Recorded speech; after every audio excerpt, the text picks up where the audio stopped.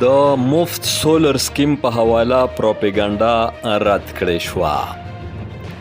د خیبر پښتونخوا حکومت 1,13,000 کورنو ته د مفت سولر سیستم ورکولو په منصوبه عمل درآمد کړي. د خیبر پښتونخوا وزیر اعلی د آنلاین قراندازۍ په ذریعه د مستحقو کورنو انتخاب کړی دی. د مفت سولر فلیگ شپ منصوبې په ضد غلطه او بې بنیاده پروپاګاندا روانه ده. د توانایي او برېښنا د محکمې وضاحت. تفصیلات: د خیبر پښتونخوا حکومت د صوبې 1,13,000 غریبو او بېوزله کورنو ته د مفت سولر سیستم ورکولو منصوبې ته عملی جامه ورچوي او دغه لوی منصوبې په هکله ځینو اخبارونو او الکترونیک میډیا کې د ټګۍ ټورۍ یا مالی بدنوانۍ راغلي شکمن او مبینه تاثر یې رد کړی او دا یې خالصه یوه بې بنیاده او غلطه پروپاګاندا ګرځولې ده. د توانایي او برېښنا محکمې دا خبره په ډاګه کړې ده چې د خیبر پښتونخوا حکومت 1,13,000 حقدارو کورنو ته د مفت او وړیا سولر سیستم ورکولو سکیم میگا پراجیکټ د توانایي او برقیات محکمې د ذیلي ادارې پښتونخوا انرژي ډیولپمنټ ارګنایزیشن پیډو په ذریعه شروع کړی شوی دی.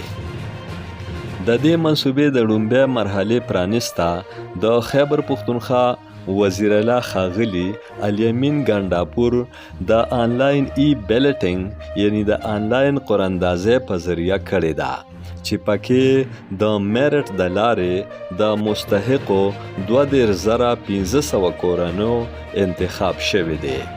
وزیر اعلی ښاغلي الیمین ګنډاپور دا هدایات هم جاری کړي دي چې د ولسي ښېګړې او عوامي فلاح دغه منصوبه د زر تر زره مکمل کړي شي.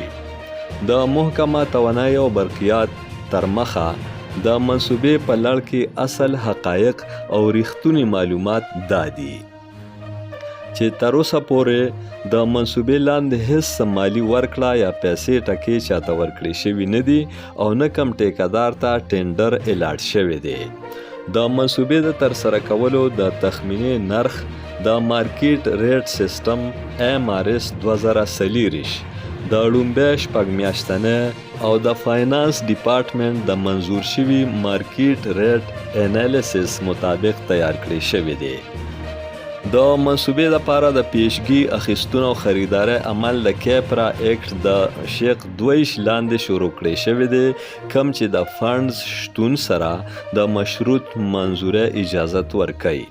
د دې مقصد لپاره د بینک اپ خیبر او پیډو ترمنځ لوزنامه MOU له وړاندې راسي لاسلیک شوې ده.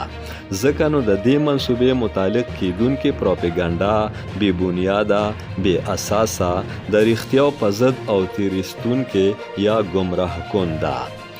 د توانایي او برقیات محکمه د خیبر پښتونخوا حکومت د ویژن مطابق د ولسي ښېګړې عوامي منصوبو کې د شفافیت، سپېڅلتیا او معیار په رڼا کې د میرټ په بنیاد معاملات مخ په وړاندې بیایي او د ټګۍ ټورۍ یا کرپشن په حواله زیرو ټالرنس پالیسۍ باندې عمل کوي. امجد علي خادم، پښتونخوا TV، پیښور.